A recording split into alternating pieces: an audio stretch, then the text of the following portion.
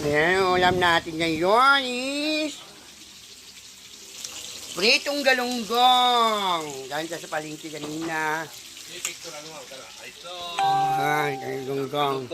Tsaka, sausawan namin. Yan ang ulam namin ngayon. Ang mahal ng kilo ng galunggong. Kuya, hi! Hello, yan, nakita yung suso niyang malaki. Wala. Hello! Magagaling si Dr. Rabilo. Ayan. Yung ulam namin niya, asap ng sausawan, kamati, sibuyas, sili at kalamansi. Kumpleto na po yan. Ayan. Minggay! Minggay, hi! Minggay, hi! Yan po si Minggay namin. Hi din, gutom na rin siya. Yan kumpleto natin ngayon. Gulunggong kami, pero ang mahal ng gulunggong ha, 300 ha. In fairness. Yan. Pabalik rin na natin. Kasi parang wala. Aray ko. Natalsikan pa ako.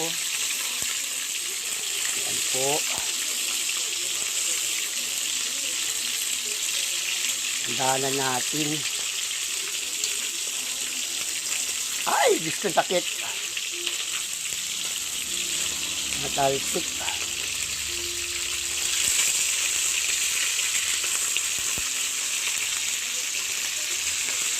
Ayan. Ayan po. Yan po yung ulam namin ngayon.